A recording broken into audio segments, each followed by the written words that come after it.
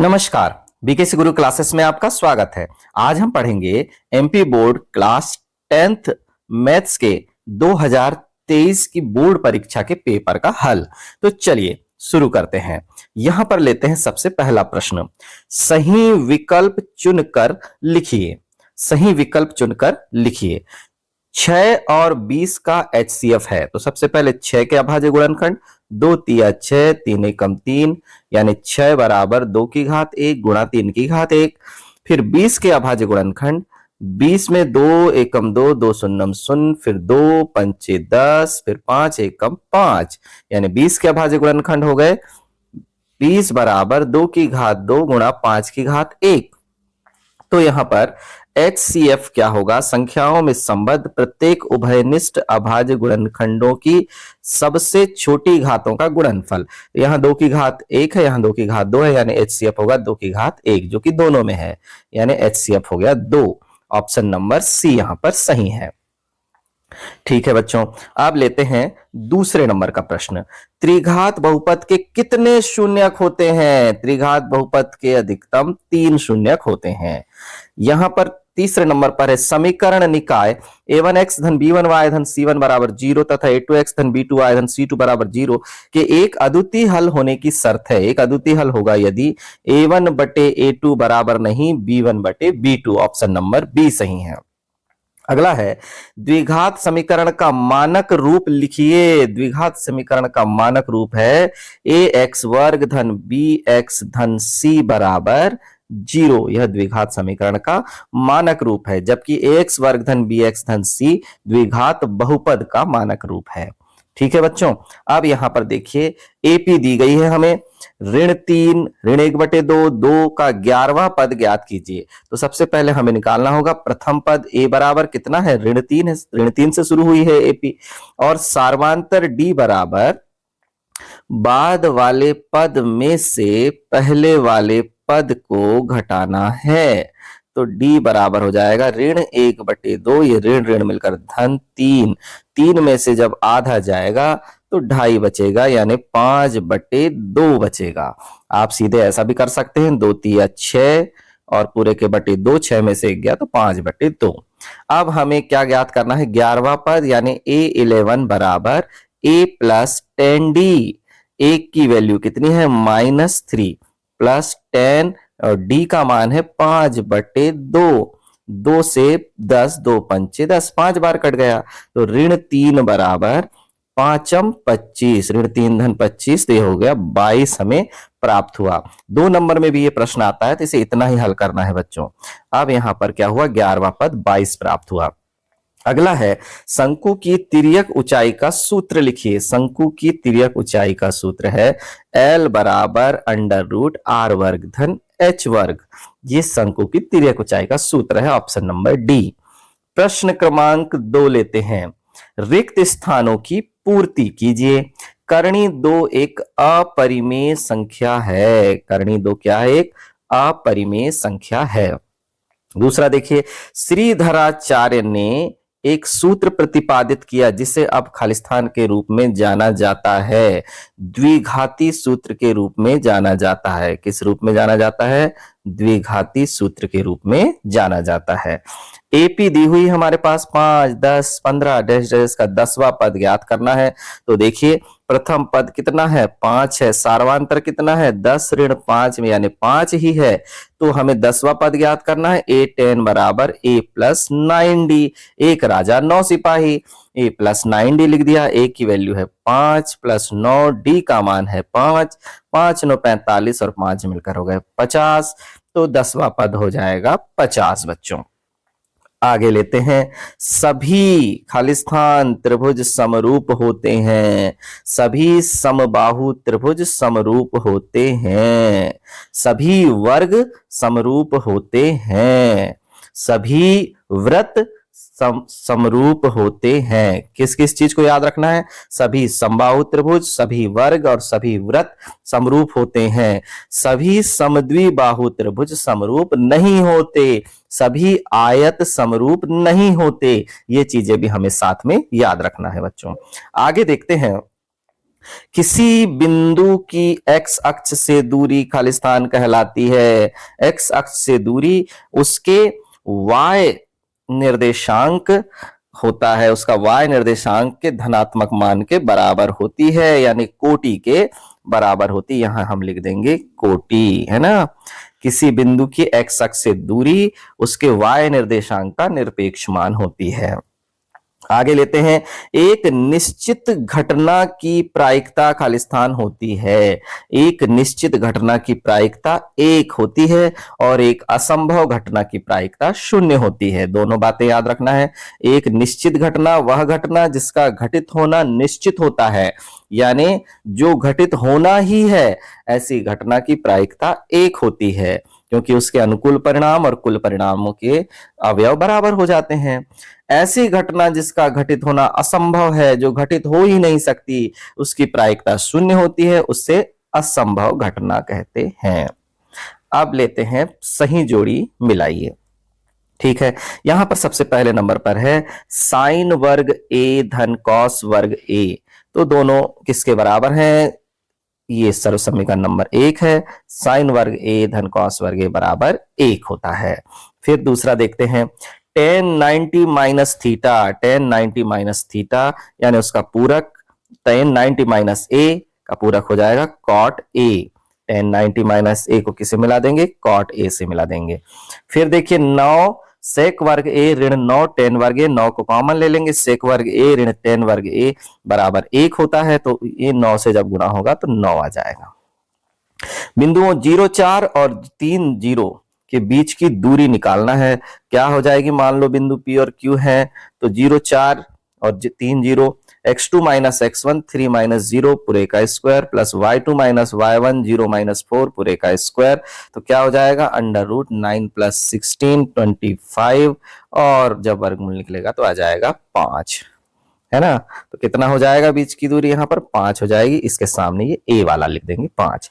घनाभ का आयतन का क्या सूत्र है? भुजा की घात 3, ये b नंबर वाला आ जाएगा इसके सामने।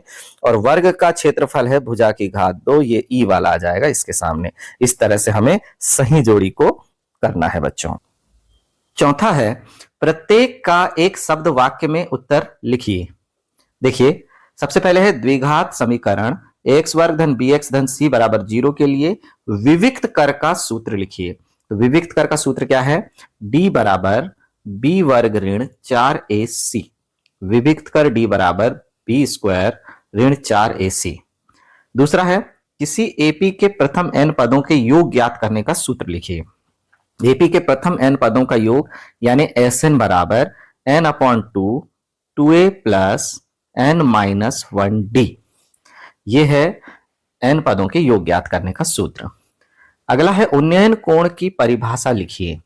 उन्नयन कोण यानी क्षैतिज रेखा और दृष्टि रेखा के बीच बना कोण है यदि वस्तु क्षैतिज स्तर से ऊपर की ओर स्थित है। तो ये वाला कोण जो है उन्नयन कोण है। तो यहां हम लिख देंगे क्षैतिज रेखा एवं दृष्टि रेखा के बीच बना कोण उन्नयन कोण कहलाता है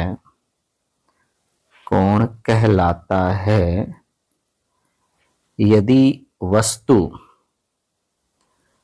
क्षैतिज स्तर से ऊपर की ओर हो। यही यदि अवनमन कोण की परिभाषा होती तो हम बोलते क्षैतिज रेखा एवं दृष्टि रेखा के बीच बना कोण अवनमन कोण कहलाता है यदि वस्तु क्षैतिज स्तर से नीचे की ओर स्थित हो। तो ठीक है बच्चों, आगे देखते हैं।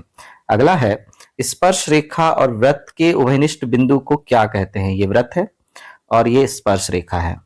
तो स्पर्श रेखा और वृत्त के उभयनिष्ठ बिंदु यानी इस बिंदु को हम क्या कहते हैं? इसे हम कहते हैं स्पर्श बिंदु। क्या कहते हैं? स्पर्श बिंदु कहते हैं। आगे है, पासे को एक बार फेंकने पर संख्या 8 प्राप्त करने की प्रायिकता है। संख्या 8, तो पासे को जब हम फेंकते हैं तो 1 2 3 4 5 6 तक अंक आ सकते हैं। 8 अंक पासे में होता ही नहीं, तो फिर उसकी प्रायिकता क्या होगी? असंभव घटना है तो असंभव घटना की प्रायिकता 0 होती है।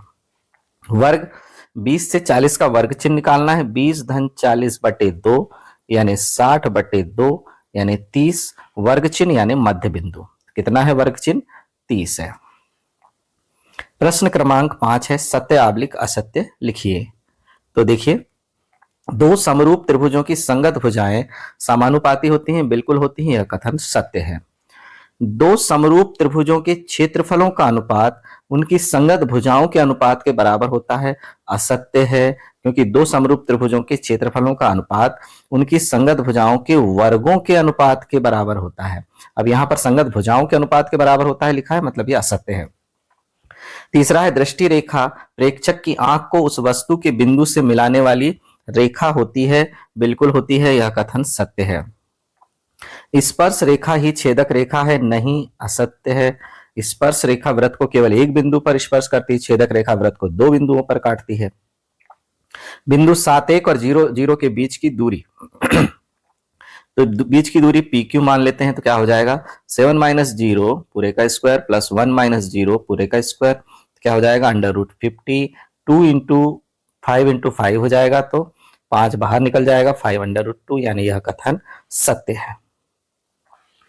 आगे है, शंकु का आयतन बेलन के आयतन का आधा होता है, नहीं, 1/3 होता है। यदि शंकु एवं बेलन की त्रिज्या एवं ऊंचाई समान हो तो यह कथन भी असत्य है बच्चों।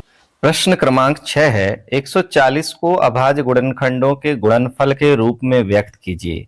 तो चलिए, सबसे पहले हम लेते हैं 140 और इसके करते हैं अभाज्य गुणनखंड। 2 से भाग देंगे, 2 7 14, 2 शून्य 0, फिर 2 से भाग देंगे, 2 3 6 बचा 1, 2 5 10, फिर 5 से भाग देंगे, 5 7 35, और फिर 7 से देंगे, 7 एकम 7, तो 140 बराबर हो जाएगा 2 गुणा 2 गुणा 5 गुणा 7। इसको हम लिख देंगे 140 बराबर 2 कितने बार है, 2 बार है, 2 की घात 2, 5 एक बार है, 5 की घात 1, 7 एक बार है, 7 की घात 1। ये हमारा आंसर हो जाएगा बच्चों। आगे अथवा वाला प्रश्न देखते हैं। HCF 306 657 बराबर 9 दिया हुआ है, हमें क्या ज्ञात करना है, LCM 306 657 ज्ञात करना है। तो बहुत ही आसान सूत्र है, हमारे पास सूत्र क्या है, यहां लिख देंगे सूत्र HCF AB गुणा LCM AB बराबर A गुणा B होता है। तो यहां पर अब A के स्थान पर कौन है, 306 है, B के स्थान पर कौन है, 657 है, तो लिख देंगे HCF 306 657 गुणा LCM 306 657 बराबर A के स्थान पर 306, B के स्थान पर 657। अब आगे देखिए, यहां पर HCF 306 657 के नीचे क्या रख देंगे, इसका मान है 9, तो 9 है इसका मान, तो रख दीजिए, यहां हो जाएगा 9, यहां रहेगा LCM 306 657 बराबर 306 657। अब हमें 9 का पक्षांतर कर देना है, तो LCM 306 657 बराबर 306 657 के बटे 9, 9 से काट देंगे, 9 7 63 बचा 2, 9 3 27, 306 और 73 का गुणा करेंगे तो 22 33 8, ये हमें याद रखना है। प्रश्न क्रमांक 7 है, दर्शाइए कि 3 करणी 2 एक अपरिमेय संख्या है। तो यहां पर हम क्या ले लेंगे, माना, हल में हम ले लेंगे माना 3 करणी 2, विपरीत मान लेंगे, एक परिमेय संख्या है, परिमेय संख्या है। क्या मान लिया हमने, 3 करणी 2 को एक परिमेय संख्या मान लिया। चलिए, अब हमने इसे परिमेय संख्या मान लिया, अब हम बढ़ाते हैं इसे आगे। तो जब ये परिमेय संख्या है 3 करणी 2, तो इसे हम A बटे B के रूप में लिख सकते हैं, जहां A एवं B सह अभाज्य पूर्णांक है। यहाँ A और B को क्या मानना है, पूर्णांक है, और B शून्य के बराबर नहीं है, ये ध्यान रखना है। अब जब हम इसका पक्षांतर कर देंगे तो करणी 2 बराबर क्या हो जाएगा, A बटे 3B, हम देख रहे हैं कि राइट हैंड साइड में सब पूर्णांक हो गए, पूर्णांकों का अनुपात परिमेय हो जाएगा, लेकिन लेफ्ट हैंड साइड में करनी दो अपरिमेय संख्या है। तो हम यहां लिखेंगे दायां पक्ष या राइट हैंड साइड लिख देंगे, राइट हैंड साइड है ना, राइट हैंड साइड में ए बी और तीन अक्षर हैं, अंक है, क्या है ये, पूर्णांक है, पूर्णांक है, अतः ए बटे 3b परिमेय है ना, परिमेय संख्या है। क्यों परिमेय है? क्योंकि पूर्णांकों का गुणा पूर्णांकों का भाग क्या प्राप्त होता है, परिमेय प्राप्त होता है। जबकि लेफ्ट हैंड साइड में करनी दो एक क्या है, अपरिमेय संख्या है, अपरिमेय संख्या है। अब ये तो उल्टा हो गया। अब नीचे लिख देंगे चूंकि ये विरोधाभास है, क्या है, विरोधाभास है, जो हमने माना उसके हिसाब से तो ये गलत हो गया, भास है, अतः हमारा माना गया तथ्य क्या हो गया, गलत हो गया, हमारा माना गया तथ्य असत्य है, असत्य है। तो सत्य क्या है, सत्य ये है, अतः 3 करणी 2 एक अपरिमेय संख्या है, परिमेय नहीं है तो क्या है, अपरिमेय संख्या है, और यहां हो जाएगा सिद्ध। चलिए अथवा देखते हैं। 7वें का अथवा है 17, 23 और 29 का HCF ज्ञात कीजिए। तो HCF ज्ञात करेंगे तो सबसे पहले हल में ले लेंगे सभी के अभाज्य गुणनखंड। 17 बराबर 17 की घात 1 और कोष्टक में लिख देंगे स्वयं अभाज्य संख्या है, संख्या है। अभाज्य गुणनखंड होंगे ही नहीं उसके, क्योंकि वह स्वयं अभाज्य संख्या है। 23 बराबर 23 की घात 1, यहां भी लिख देंगे स्वयं अभाज्य संख्या है। और 29 बराबर 29 की घात 1, यहां भी लिख देंगे स्वयं अभाज्य संख्या है। फिर यहां पर नीचे लिख देंगे HCF 17, 23, 29 बराबर क्या प्राप्त हो जाएगा, 1। कोष्टक में लिखेंगे चूंकि अभाज्य संख्याओं का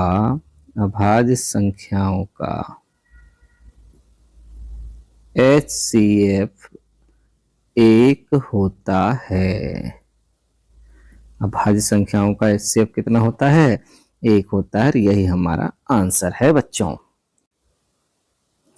8वां प्रश्न है 4u² प्लस 8u के शून्यक ज्ञात कीजिए।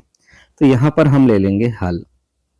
हमारे पास क्या दिया हुआ है, बहुपद दिया हुआ है 4u वर्ग धन 8u, ठीक है। अब इन दोनों में से जो कॉमन निकल जाएगा वो निकलेगा 4u। 4u को कॉमन ले लेंगे तो अंदर बचेगा u प्लस 4 दूनी 8, तो केवल 2 बचेगा।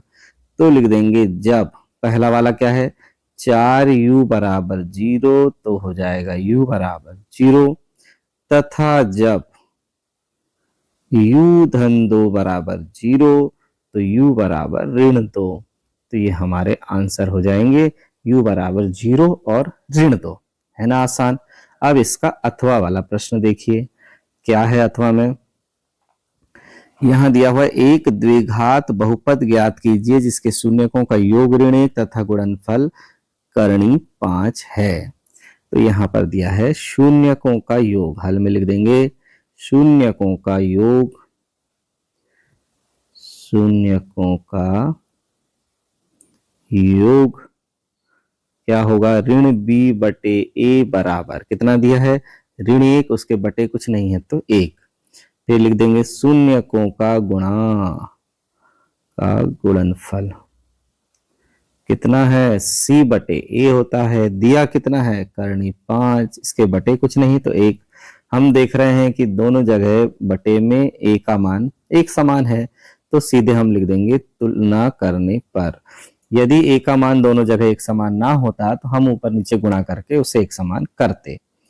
तुलना करने पर क्या हो जाएगा, a बराबर हो जाएगा 1, a के सामने 1 है, ऋण b के सामने ऋण 1 है, यानी b बराबर हो गया 1, और c बराबर c के सामने करणी 5 है। तो बहुपद क्या हो जाएगा? बहुपद होता है ax वर्ग धन bx धन c। a का मान है 1, x वर्ग धन b का मान है 1, x धन c का मान है करणी 5। तो x वर्ग धन x धन करणी 5 ही हमारा बहुपद आ गया। इसी बहुपद को यदि हम व्यापक रूप में लिखना चाहें तो क्या हो जाएगा? बहुपद बराबर k इंटू एक्स वर्ग धन एक्स धन करणी 5, जहां k को क्या लिख देंगे? k एक वास्तविक संख्या है। k एक वास्तविक संख्या है। बहुत आसान प्रश्न है, इसे आप समझिए। अब आगे बढ़ते हैं। 9वां देखिए। 9वां प्रश्न है अनुपातों a1 बटे a2, b1 बटे b2 और c1 बटे c2 ज्ञात कीजिए। तो हल करते हैं। क्या दिया हुआ है हमारे पास? ये दिया हुआ है समीकरण नंबर 1, ये समीकरण नंबर 2। आप इसे अलग से लिख लेंगे। 3x धन 2y, 5 का पक्षांतर कर देंगे तो ऋण 5 बराबर 0, और नीचे हो जाएगा 2x ऋण 8y ऋण 7 बराबर 0। इसे यहां पर आप दे दीजिए समीकरण 1 और यहां दे दीजिए समीकरण 2। यहां पर आपको समीकरण देने की आवश्यकता नहीं है प्रश्न लिखते समय। अब हम व्यापक रैखिक समीकरण से तुलना करने पर क्या लिखेंगे? व्यापक रैखिक समीकरणों से तुलना करने पर क्या होगा? a1 बटे a2 यानी x के गुणांक लिखना है। क्या है x के गुणांक? 3 बटे 2। फिर b1 बटे b2 क्या हो जाएगा? b1 बटे b2 में 2 है यहां पर, और यहां कितना है? ऋण 8। तो 2 बटे ऋण 8 हल करेंगे तो ऋण 1 बटे 4। और फिर आया c1 बटे c2, कितना हो जाएगा? ऋण 5 बटे ऋण 7। ऋण कैंसिल हो जाएंगे तो 5 बटे 7। इसके बाद यदि प्रकृति इनकी पूछता हलों की तो हम बताते, लेकिन केवल अनुपात पूछा गया है तो इतना ही हल करना है। अथवा वाला प्रश्न देखिए। रैखिक समीकरण युग्म को हल कीजिए। हमारे पास रैखिक समीकरण युग्म दिया हुआ है x धन y बराबर 14 समीकरण नंबर 1, x ऋण y बराबर 4 समीकरण नंबर 2। हाँ, अब यहां पर सीधे लिख देंगे जोड़ने पर। क्यों? क्योंकि y के असमान चिन्ह है, वो कैंसिल हो जाएंगे। x और x मिलकर हो जाएगा 2x, 14 और 4 मिलकर हो जाएंगे 18, x बराबर हो जाएगा 18 बटे 2। कितने बार कटा? 9 बार। तो x का मान है 9। x के मान को समीकरण 1 में रखने पर रख देंगे। समीकरण 1 कौन सा है? x धन y बराबर 14 में x का मान कितना है? यहाँ x का मान रखना है 9। तो 9 धन y बराबर 14, तो y बराबर हो जाएगा, क्या होगा? 14 ऋण 9, y की वैल्यू आ गई 5। तो आंसर हो जाएगा x बराबर 9, y बराबर 5। चलिए बढ़ते हैं अगले प्रश्न की ओर। 10वां है शून्यकों की संख्या ज्ञात कीजिए। अब हमारे पास आकृति दी गई है, उसमें शून्यकों की संख्या बताना है। तो ये देखिए यहां पर पहली बार ये डोरी यहां पर काटती है 1, फिर ये डोरी यहां पर काट रही है 2, फिर ये डोरी एक्स अक्ष को यहां पर काट रही है 3। वाई अक्ष को एक बार काट रही है, उसे हमें नहीं गिनना है, केवल एक्स अक्ष को ग्राफ कितने बार काटता है। तो क्या हो जाएगा इसका हल? शून्यकों की संख्या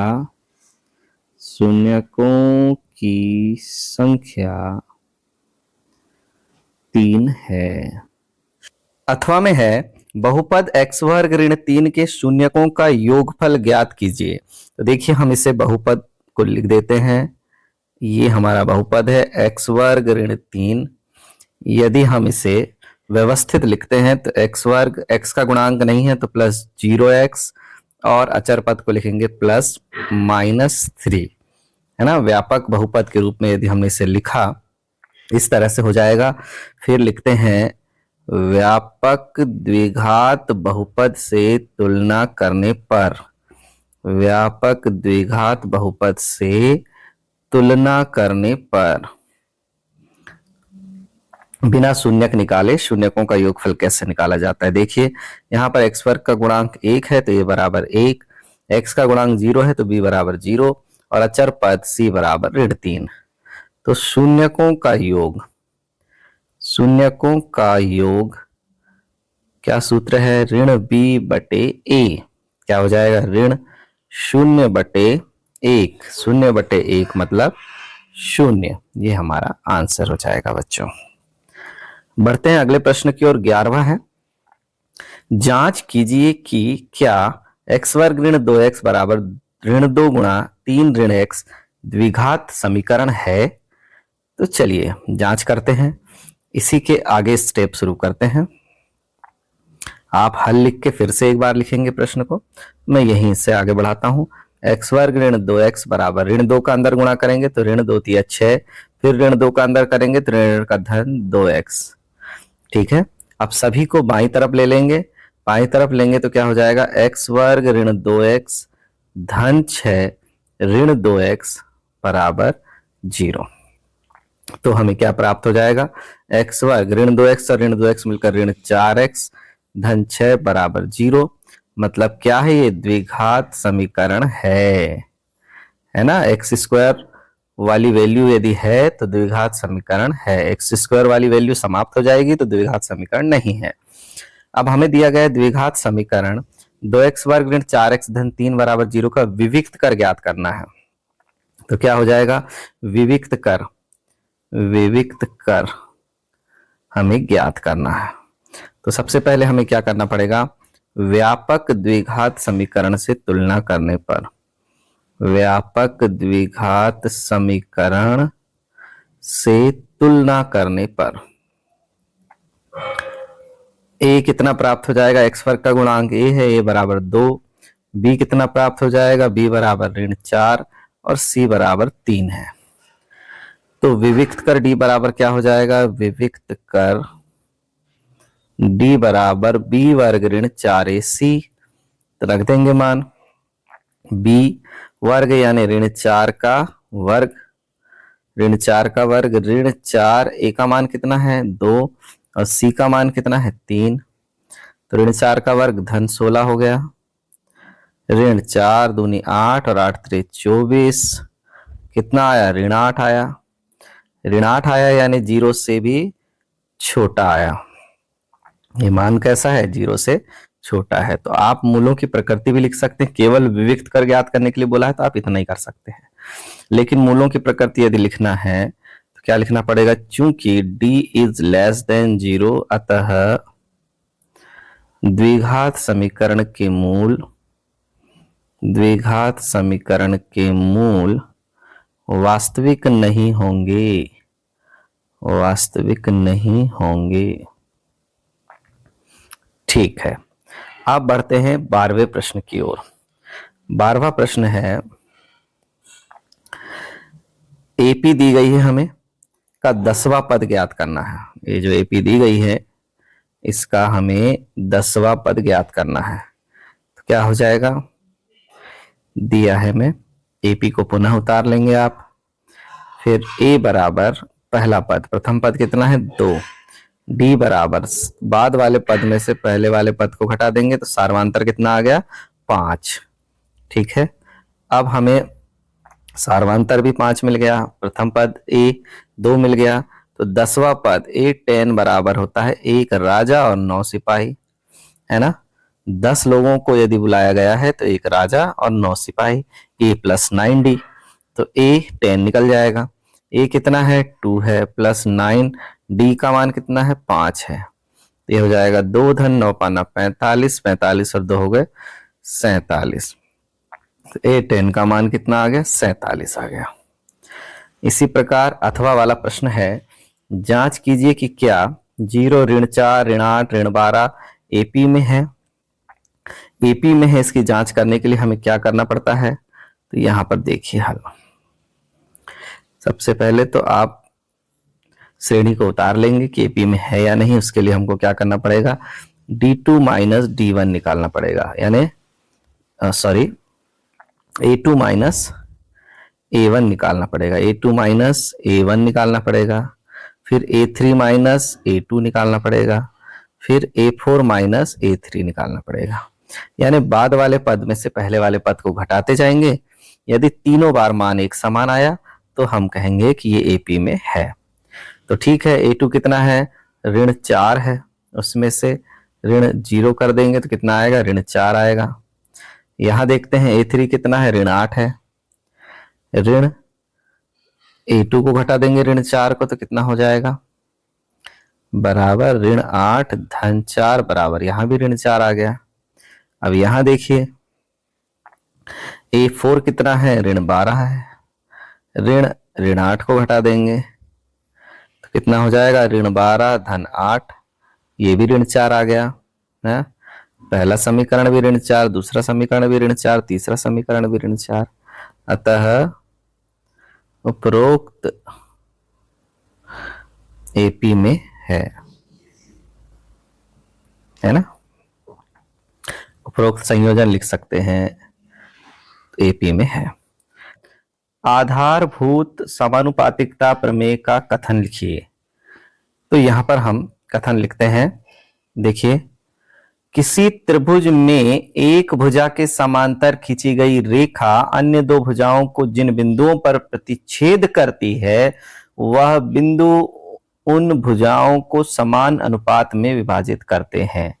देखिए, एक त्रिभुज है ABC, इसमें भुजा BC के समांतर एक रेखा D खींच रहे हैं जो D और E पर AB और AC से क्रमशः मिलती हैं। तो हमें यहाँ लिखना है त्रिभुज ABC में D समांतर BC। तो आधारभूत समानुपातिकता प्रमेय से क्या हो जाएगा, AD बटे DB बराबर AE बटे EC। ये थेल्स प्रमेय है बच्चों। अब देखिए इसके अथवा का प्रश्न क्या है। अथवा में दिया है, यदि त्रिभुज ABC में D समांतर BC, ABC में क्या है, D BC के क्या है, समांतर है, तो EC ज्ञात करना है। हमें क्या क्या दिया हुआ है, AE दिया हुआ है 1, AD दिया हुआ है 1.5, BD दिया हुआ है 3 सेंटीमीटर। हमें केवल क्या ज्ञात करना है, EC ज्ञात करना है। तो हम क्या जानते हैं, थेल्स प्रमेय से या आधारभूत आनुपातिकता प्रमेय से AD बटे DB बराबर AE बटे EC। मान रख देंगे, AD का 1.5, DB का 3 बराबर EC का 1, AE का 1 और EC हमें ज्ञात करना है। तो दोनों पक्षों में हम 10-10 का गुणा कर देंगे तो 15/30 हो जाएगा, है ना। और फिर जब हम EC को अकेला कर देंगे तो EC बराबर 2 सेंटीमीटर आ जाएगा। दूसरा तरीका है कि हमने दशमलव को हटाया, 1.5/3 से जब हम दशमलव हटाएंगे तो 15/30 हो जाता है और EC का मान 2 सेंटीमीटर प्राप्त हुआ। 14वां प्रश्न देखिए, बिंदुओं P4-6 और Q6-8 के बीच की दूरी ज्ञात कीजिए। देखिए यहां पर हमने मान लिया Px1y1 बराबर 4-6, Qx2y2 बराबर 6-8। दो बिंदुओं के बीच की दूरी PQ कहलाएगी। PQ बराबर क्या होगा, √x2 माइनस x1 पूरे का वर्ग धन y2 माइनस y1 पूरे का वर्ग। यहाँ मान रख देंगे, x2 के स्थान पर 6, ये देखिए x1 के स्थान पर 4 और धन y2 के स्थान पर 8, y1 के स्थान पर 6 और ये हो जाएगा 6 में से 4 गए 2 का वर्ग, 8 में से 6 गए 2 का वर्ग, तो हो जाएगा 2 2 का वर्ग मिलकर यहां पर हमें प्राप्त हो जाएगा कितना, 4 और 4 8 हो जाएगा, 2 गुणा 2 गुणा 2, 2 का जोड़ा बन जाएगा तो 2 बाहर निकल जाएगा, तो 2 करनी 2 इकाई यहां पर लिख देंगे, 2 करनी 2 इकाई। अब आगे बढ़ते हैं। अथवा में बिंदुओं ए बी और ऋण ए ऋण बी के का मध्य बिंदु ज्ञात करना है। इन दोनों बिंदुओं का हमें क्या ज्ञात करना है, मध्य बिंदु। कैसे ज्ञात करेंगे, हमें पता है कि x1 y1 Px1 y1 बराबर कितना दिया हुआ है, AB, और Qx2 y2 बराबर कितना दिया हुआ है, ऋण ए ऋण बी। इनका क्या ज्ञात करना है, मध्य बिंदु के निर्देशांक। मध्य बिंदु के निर्देशांक क्या है, x y हो तो x बराबर क्या हो जाएगा, x1 धन x2 बटे 2, यानी अब x1 के स्थान पर कौन है, a है, x2 के स्थान पर कितना है, ऋण a है, बटे 2, मतलब a ऋण a करेंगे तो 0 बटे 2 यानी 0 आ गया। y कैसे निकलेगा, y1 धन y2 बटे 2, y1 कितना है, b है, y2 कितना है, ऋण b है, बटे 2, फिर से 0 बटे 2 यानी फिर 0 आ गया। तो PQ का मध्य बिंदु क्या प्राप्त हो जाएगा, 0 0 प्राप्त हो जाएगा। ठीक है बच्चों, यहां पर भी इसी तरह से दिया हुआ है। अब हमारे पास 15वां प्रश्न है, tan A बराबर 4/3 है, तो sec A और cos A हमें ज्ञात करना है। चलिए, तो यहां पर हमें दिया हुआ है tan A बराबर 4/3, ठीक है, 4/3 दिया हुआ है। तो हमें क्या ज्ञात करना है, ऊपर क्या है BC और नीचे क्या है AB, है ना। ये देखिए लंब बटे आधार, तो BC हो जाएगा 4K और AB हो जाएगा 3K। तो K एक धन संख्या है या धनात्मक संख्या है। पाइथागोरस प्रमेय लगा देंगे अब हम। पाइथागोरस प्रमेय से कर्ण का वर्ग AC का वर्ग बराबर AB का वर्ग धन BC का वर्ग, ये हो गया। तो ये हो जाएगा 9 के वर्ग धन 16 के वर्ग, तो AC वर्ग बराबर 25 के वर्ग, AC बराबर 5 के। तो cos A कैसे निकलेगा, AB बटे AC, आधार बटे कर्ण, 3 के बटे 5 के यानी 3/5। और sec A कैसे निकलेगा, कर्ण बटे आधार, तो 5 के बटे 3 के, तो 5/3। इस तरह से हमें sec A और cos A की वैल्यू प्राप्त हो जाएगी बच्चों। अब हमारे पास इसके अथवा में प्रश्न है, देखिए साइन 18 अंश बटे cos 72 अंश। अब पूरा कोण अब वर्तमान में हट चुके हैं, फिर भी आपसे बात करते हैं।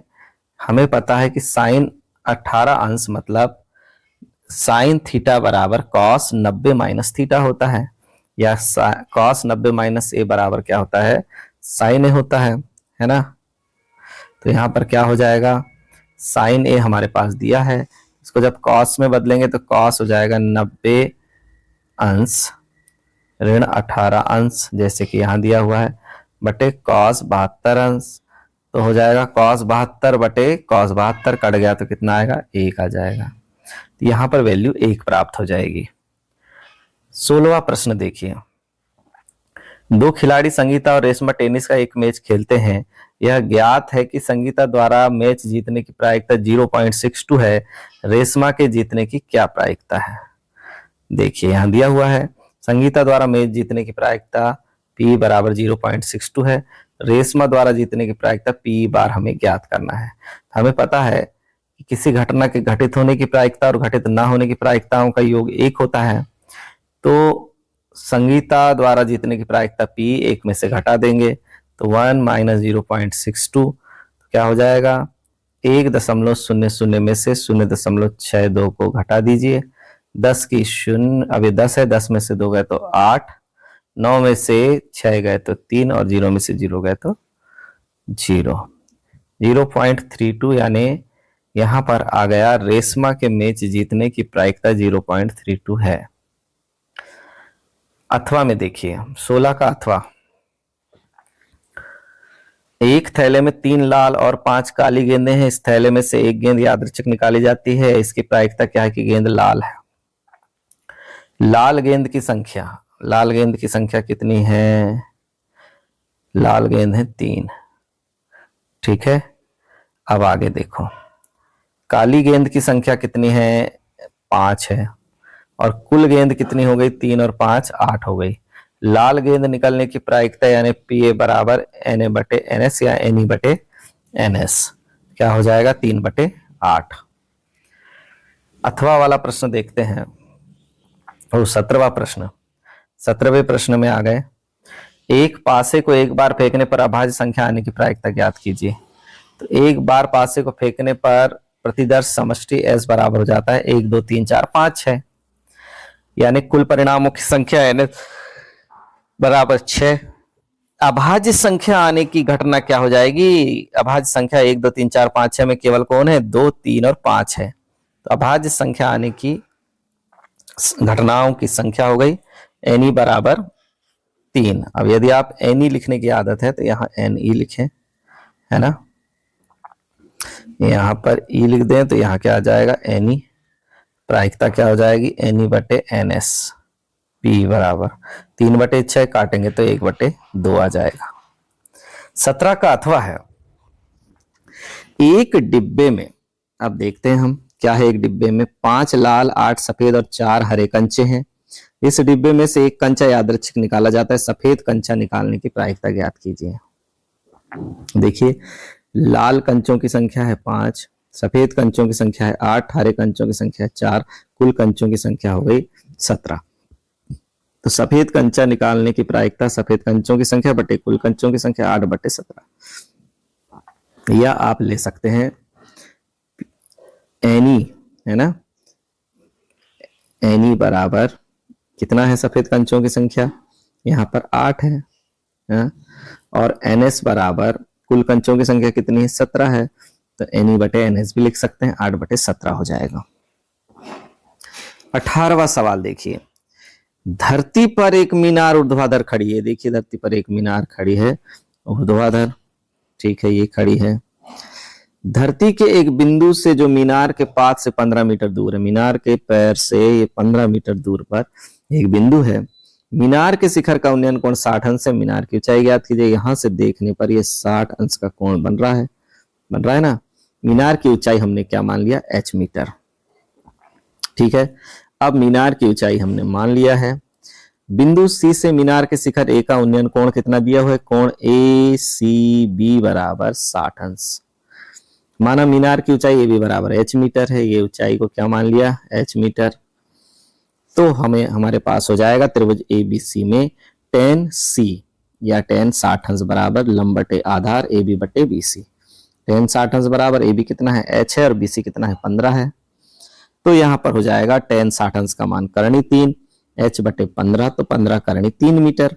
तो मीनार की ऊंचाई कितनी प्राप्त हुई, 15 करणी 3 मीटर प्राप्त हुई।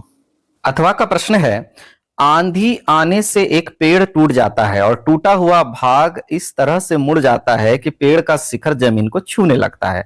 ये देखिए ये BC एक पेड़ है, आंधी आने से ये टूटा, तो इसका जो टूटा हुआ भाग है ये टूटकर यहां आया, AC बना, ठीक है। और इसके साथ 30 अंश का कोण बनाता है। ये देखिए ये जमीन के साथ कितने अंश का कोण बना रहा है, 30 अंश का। पेड़ के पाद की बिंदु की दूरी, पेड़ के पाद बिंदु की दूरी जहां पेड़ का शिखर जमीन को छूता है, मतलब C से B की दूरी 8 मीटर है। ये देखिए 8 मीटर है। पेड़ की ऊंचाई ज्ञात कीजिए। तो दिया है, माना BC एक पेड़ है, आंधी आने से A से टूट जाता है, पेड़ का शिखर C जमीन को छूने लगता है। पेड़ के पाद B से शिखर C की दूरी BC बराबर 8 मीटर है। शिखर C का जमीन के साथ कोण C कितना है, 30 अंश है, ठीक है। अब समकोण त्रिभुज ABC में क्या है, tan C बराबर ये वाला, या tan 30 अंश बराबर लिख सकते हैं आप, कितना है, AB बटे BC लंब बटे आधार है। tan 30 अंश बराबर AB का मान AB और आधार का मान 8 है। tan 30 अंश का मान 1/3 यानी AB बटे 8 रख देंगे तो क्या हो जाएगा, AB बराबर 8/3 प्राप्त हुआ। अब AB मतलब हमें कौन सी दूरी प्राप्त हुई, हमें ये वाली दूरी AB प्राप्त हो गई, ठीक है। AB हमें प्राप्त हो गया 8/3। अब हमें क्या करना है, इस AC को निकालना है, तभी तो पूरा पेड़ बनेगा। AB और AC से मिलकर पूरा पेड़ BC बनेगा, है ना। तो हमें क्या करना पड़ेगा, पुनः समकोण त्रिभुज ABC में cos 30 अंश ले लेंगे, तो आधार बटे कर्ण हो जाएगा। cos 30 का मान करणी 3/2, आधार का मान है 8, कर्ण का मान AC का पता नहीं है, तो AC बराबर हो गया 16/3। तो हमें क्या प्राप्त हो जाएगा, 8/3 BC AB प्राप्त हुआ था और AC प्राप्त हुआ 16/3, दोनों को जोड़ देंगे तो 24/3, और उससे जब हल करेंगे तो 8/3 मीटर हमें प्राप्त हुआ, ठीक है बच्चों। ये है पेड़ की ऊंचाई। अब लेते हैं 19वां प्रश्न। 19वां प्रश्न, सिद्ध कीजिए कि बाह्य बिंदु से वृत्त पर खींची गई स्पर्श रेखाओं की लंबाइयां बराबर होती है। अब बाह्य बिंदु से वृत्त पर खींची गई स्पर्श रेखाओं की लंबाइयां बराबर होती है, ये हमें सिद्ध करना है बच्चों। चलिए हम इसे सिद्ध कर देते हैं। हमारे पास ए बाह्य बिंदु P दिया हुआ है, इससे दो स्पर्श रेखाएं PA और PB खींच दिया, किस पर, वृत्त पर। वृत्त पर दो स्पर्श रेखाएं PA और PB खींच दी गई हैं, है ना। बाह्य बिंदु से खींची गई स्पर्श रेखाओं की लंबाइयां बराबर होती हैं, हमें सिद्ध करना है। सबसे पहले लिखेंगे दिया है एक बिंदु P जिससे स्पर्श रेखाएं PA और PB खींची गई हैं। सिद्ध करना है कि PA बराबर PB। ठीक है, अब यहां पर रचना कर देंगे। O से A, B और P को मिला देंगे। O हमारा जो केंद्र है उससे A को भी मिलाया, B को भी मिलाया, P को भी मिलाया। ठीक है, अब क्योंकि स्पर्श रेखा के स्पर्श बिंदु से जाने वाली त्रिज्या स्पर्श रेखा पर लंब होती है, हमें पता है यहाँ कोण B भी लंब है और कोण A भी लंब है, तो यहाँ पर हो जाएगा कोण OAP बराबर 90 अंश, कोण OBP बराबर 90 अंश। तो त्रिभुज OAP एवं OBP में क्या क्या बराबर हो गया, पहले तो ये 90-90 अंश के दो कोण हो गए, 90-90 अंश के ये दो कोण बराबर हो गए, समकोण। फिर 90 अंश के सामने की भुजा एक कर्ण उभयनिष्ठ भुजा है, ये बराबर हो जाएगी। और फिर ये OA बराबर OB बराबर हो जाएगा, क्योंकि ये वृत्त की त्रिज्या है। तो समकोण कर्ण भुजा सर्वांग समता से दोनों त्रिभुज सर्वांग सम हो जाएंगे, और जैसे ही दोनों त्रिभुज सर्वांग सम हो जाएंगे तो उसी त्रिभुज के संगत अवयव कौन है, PA और PB। तो PA और PB भी आपस में बराबर हो जाएंगे, और PA PB बराबर जब होंगे तो यही हमें सिद्ध करना था। ठीक है बच्चों, अब अथवा का प्रश्न देखिए। एक बिंदु A से जो एक वृत्त के केंद्र से 5 सेंटीमीटर की दूरी पर है, वृत्त पर स्पर्श रेखा की लंबाई 4 सेंटीमीटर है, वृत्त की त्रिज्या ज्ञात करना है। एक बिंदु A से जो वृत्त के केंद्र से 5 सेंटीमीटर की दूरी पर है, वृत्त पर स्पर्श रेखा की लंबाई 4 सेंटीमीटर है, वृत्त की त्रिज्या OB हमें ज्ञात करना है। तो हमें लगाना है पाइथागोरस प्रमेय। ठीक है, पाइथागोरस प्रमेय से ये 90 अंश के सामने की भुजा कर्ण हो जाएगी, यानी OA का वर्ग बराबर OB का वर्ग धन AB का वर्ग। तो 5 का वर्ग OB का वर्ग धन 4 का वर्ग, तो हमें प्राप्त हो गया OB बराबर करणी 9, यानी OB बराबर 3 सेंटीमीटर वृत्त की त्रिज्या हो गई बच्चों। 20वां प्रश्न है, 6 सेंटीमीटर त्रिज्या वाले एक वृत्त के त्रिज्य खंड का क्षेत्रफल ज्ञात कीजिए जिसका कोण 60 अंश है। तो देखिए ये वृत्त बना हुआ है हमारा, इसकी त्रिज्या है 6 सेंटीमीटर और केंद्रीय कोण है 60 अंश। तो हमें ले लेना है सीधे त्रिज्य खंड का क्षेत्रफल थीटा बटे 360 पाई आर वर्ग। तो त्रिज्य खंड का क्षेत्रफल थीटा के स्थान पर आ जाएगा 60 बटे 360, पाई यानी 22 बटे 7, आर वर्ग यानी 6 गुणा 6। तो ऊपर हो जाएगा 6 गुणा 22 बटे 7, 132 बटे 7 वर्ग सेंटीमीटर। बस इतना ही हल करना है बच्चों, आगे आप दशमलव में बदलना चाहें तो बदल सकते हैं। अथवा का प्रश्न देखिए, एक घड़ी की मिनट की सुई जिसकी लंबाई 14 सेंटीमीटर है, इस सुई द्वारा 5 मिनट में रचित क्षेत्रफल ज्ञात कीजिए। ये देखिए घड़ी है, और घड़ी में यहां पर ये जो मिनट की सुई है ये 14 सेंटीमीटर लंबी, इसके द्वारा 5 मिनट यानी 12 से 1 जाने में 5 मिनट में रचित क्षेत्रफल ज्ञात कीजिए। हमें पता है कि पूरा 60 मिनट में 360 अंश का कोण रचित होता है, तो 5 मिनट में कितना होगा। तो देखिए 60 मिनट में 360, तो 1 मिनट में 360 बटे 60, तो 5 मिनट में 30 अंश का कोण रचित होगा।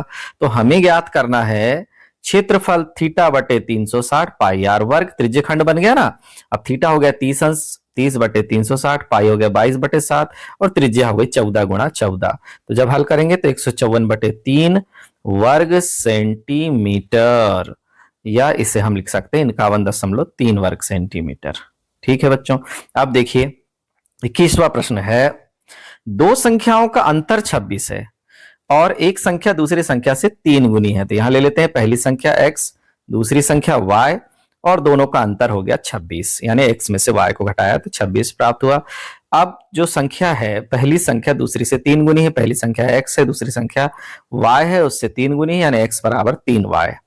तो समीकरण 2 में x का मान रखने पर, x का मान कितना है 3y है, 3y को रख देंगे समीकरण 2 से, x के मान को समीकरण 1 यानी x ऋण y बराबर 26 में रख देंगे। तो x के स्थान पर क्या हो जाएगा 3y, 3y में से y जाएगा तो 2y बराबर 26, y बराबर हो जाएगा 13। अब y बराबर 13, तो 13 तिया 39, x बराबर 39। तो पहली संख्या हो गई 39, दूसरी संख्या हो गई 13, 7। अब इस रैखिक समीकरण युग्म को हमें हल करना है, तो ये ले लिया समीकरण नंबर 1, और ये हो गया हमारा समीकरण नंबर 2। समीकरण 1 से क्या है, समीकरण 1 3x बराबर 5y धन 4 यदि हम पक्षांतर कर देंगे तो दोनों पक्षों में 3 का गुणा करने पर, दोनों पक्षों में 3 का गुणा कर देंगे तो समीकरण कुछ इस तरह से बन जाएगा। और फिर जब हम घटाएंगे तो घटाने पर क्या हो जाएगा, 9x से 9x कैंसिल हो जाएगा और 15y में से 2y जाएंगे तो 13y धन 5 बराबर, इधर 0 है तो 13y बराबर -5 हो जाएगा और y बराबर -5/13। समीकरण 2 में y के मान को रख देंगे तो हमें x का मान प्राप्त हो जाएगा, x का मान 9/13 और y का मान -5/13। अब लेते हैं 22वां प्रश्न। 22वां प्रश्न देखिए, ऊंचाई 2.4 सेंटीमीटर और व्यास 1.4 सेंटीमीटर वाले एक ठोस बेलन में से इसी ऊंचाई और इसी व्यास वाला एक शंक्वाकार खोल काट लिया जाता है, शेष बचे ठोस का पृष्ठीय क्षेत्रफल ज्ञात कीजिए। ये देखिए, ये एक शंकु जो है हमने काट कर अलग कर दिया, ये शंक्वाकार खोल को काट कर अलग कर दिया है, तो हमें शेष बचे भाग का पृष्ठीय क्षेत्रफल ज्ञात कीजिए। तो देखिए यहां पर क्या होगा, हमें क्या दिया हुआ है, ऊंचाई h दी गई है, व्यास 1.4 है, व्यास से हमें क्या निकल जाएगा, त्रिज्या निकल जाएगी 0.7 सेंटीमीटर। इससे शंकु की तिर्यक ऊंचाई निकाल लेंगे, l बराबर √r वर्ग धन h वर्ग, ये मान रख देंगे तो √6.25 का l का मान आ जाएगा 2.5 सेंटीमीटर। सीधे सीधे हम ले लेंगे शेष बचे हुए ठोस का पृष्ठीय क्षेत्रफल क्या हो जाएगा, बेलन का वक्र पृष्ठ धन शंकु का वक्र पृष्ठ और साथ में कौन है, साथ में है बेलन के आधार का क्षेत्रफल, ये भी वक्र पृष्ठीय क्षेत्रफल में आएगा ना, तो तीन चीजें आपस में जुड़ जाएंगी, बेलन का वक्र पृष्ठ, शंकु का वक्र पृष्ठ और बेलन के आधार का क्षेत्रफल। यहां शंकु नहीं आएगा, यहां आएगा बेलन के आधार का क्षेत्रफल। मान रख देंगे 2πrh πrl प्लस πr², ये रख दिया मान। तो इस तरह से हल करने पर हमें प्राप्त हो जाएगा 18 वर्ग सेंटीमीटर लगभग मान प्राप्त होगा। ये हमारा लगभग मान है बच्चों। चलिए अब ले लेते हैं 22 का, अथवा एक ठोस एक अर्धगोले पर खड़े शंकु के आकार का है, जिनकी त्रिज्याएं 1 सेंटीमीटर तथा शंकु की ऊंचाई तथा उसकी त्रिज्या के बराबर है। इस ठोस का आयतन पाई के पदों में ज्ञात कीजिए। तो देखिए हमारे पास एक ठोस है और ये क्या है, एक अर्धगोले पर एक क्या खड़ा है, शंकु खड़ा है, अर्धगोले पर शंकु खड़ा है। ठीक है, ठोस का आयतन पाई के पदों में हमें ज्ञात करना है, त्रिज्याएं सबकी त्रिज्याएं 1 है और यहां पर हम देख रहे हैं कि जब अर्धगोले की त्रिज्या 1 है तो उसकी ऊंचाई भी 1 है ना। शंकु की ऊंचाई उसकी त्रिज्या के बराबर है तो शंकु की ऊंचाई भी 1, अर्धगोले की ऊंचाई भी 1 यानी त्रिज्या 1। तो ये एक ठोस एक अर्धगोले पर खड़े शंकु के आकार का है। अर्धगोले की त्रिज्या दी गई है, शंकु की त्रिज्या, शंकु की ऊंचाई, शंकु की त्रिज्या, शंकु की ऊंचाई सब 1 सेंटीमीटर है। ठोस का आयतन क्या हो जाएगा, शंकु का आयतन धन अर्धगोले का आयतन, दोनों आयतन आपस में जुड़ जाएंगे, 1/3 πr वर्ग h और 2/3 πr³। जब हम मान रख देंगे सबके मान 1 ही है, π/3 धन 2π/3 क्या प्राप्त हो जाएगा, 3π/3 और पाई से 3 कट जाएगा तो पाई घन सेंटीमीटर ठोस का आयतन प्राप्त हो जाएगा बच्चों। 23वां प्रश्न है, निम्नलिखित सारणी 35 नगरों की साक्षरता दर प्रतिशत में दर्शाती है, माध्य साक्षरता दर ज्ञात कीजिए। साक्षरता दर प्रतिशत में दिया है, नगरों की संख्या दिया है। 45 से 55% साक्षरता दर 3 नगरों की है, 55 से 65 10, 65 से 75 11, 75 से 85 8 और 85 से 95 3 है। तो हमें यहां पर बना लेना है टेबल। साक्षरता दर प्रतिशत में दी गई है, नगरों की संख्या है, यहां पर हमें निकाल लेना है वर्ग चिन्ह x बराबर। तो देखिए निम्न सीमा धन उच्च सीमा बटे 2, तो क्या हो गया 50, 55 से 65 की 60, 65 से 75 की 70, 75 से 85 की 80, 85 से 95 की 90। तो अब यहां पर हो गया क्या प्राप्त हुआ, f है ना, fi हम बोल सकते हैं, सिग्मा fi, ये fi है और ये कौन है, xi है, तो ये हो गया fi इंटू xi निकल गया। तो यहां पर कैसे निकलेगा, 3 का 50 से गुणा होगा 150, 10 का 60 से हुआ तो 600, 11 का 70 से 770, 8 का 80 से 640 और 3 का 90 से हुआ तो 270। सिग्मा fi निकल कर आया 35, सिग्मा fi इंटू xi कितना है 2430। तो माध्य साक्षरता दर कितनी हो गई माध्य साक्षरता दर? एक्स बार बराबर sigma f i into x i बटे सिग्मा एफ आई। तो 2430 बटे 35, तो 69.428 या 69.43% माध्य साक्षरता दर हमें प्राप्त हुई बच्चों। अब हम लेते हैं अथवा वाला प्रश्न। निम्नलिखित आंकड़े 225 बिजली उपकरणों के प्रेषित जीवन काल घंटों में सूचना देते हैं। उपकरणों का बहुलक जीवन काल ज्ञात कीजिए। जीवन काल घंटों में दिया है 0 से 20 वाली बारंबारता 20 है, 20 से 40 की बारंबारता 45, 40 से 60 की 57, 60 से 80 की 65, 80 से 100 की 38 है। चलिए तो हमें क्या ज्ञात करना है? बहुलक ज्ञात करना है। हमें पता है कि बहुलक में हमें एक भी कॉलम नहीं बढ़ाना पड़ता। अब हमें ये पता है कि सबसे ज्यादा हमें क्या ज्ञात करना है? बहुलक जीवन काल ज्ञात करना है ना। तो सबसे अधिक बारंबारता वाला पद क्या कहलाता है? बहुलक। तो ये वर्ग क्या कहलाएगा? बहुलक वर्ग, है ना। बहुलक वर्ग 60 से 80 वाला वर्ग कहलाएगा बहुलक वर्ग। इसे हम ले लेंगे, इसकी बारंबारता F1 है, इससे पहले वाले की F0, उसके बाद वाले की F2 है ना। अधिकतम वर्ग बारंबारता वाला वर्ग है 60 से 80 और उसकी बारंबारता कितनी है? 65 है, इसलिए वो F1 है वो। ठीक है, इस बारंबारता का संगत वर्ग कौन सा है? 60 से 80 है, बहुलक वर्ग कहलाता है वही। बहुलक वर्ग की निम्न सीमा 60 से 80 की निम्न सीमा 60 है। वर्ग माप या वर्ग अंतराल कितना है? 80 में से 60 जाएगा तो कितना बचेगा? 20 बचेगा। बहुलक वर्ग की बारंबारता F1 है, कितनी है? 60 है, 65 है। उससे पहले वाली बारंबारता F0 57, उससे बाद वाली बारंबारता F2 38 है। फिर क्या हो जाएगा? बहुलक बराबर L धन F1 माइनस F0 बटे 2F1 minus F0 minus F2 into H। जब हम मान रख देंगे तो हमें क्या प्राप्त हो जाएगा? 60 धन 8 बटे 35। इसे हल करेंगे तो 60.23। बहुलक जीवन काल घंटे में 60.23 घंटा प्राप्त हुआ। तो बच्चों 2023 के बोर्ड एग्जाम के पेपर का हल यहां समाप्त होता है। धन्यवाद।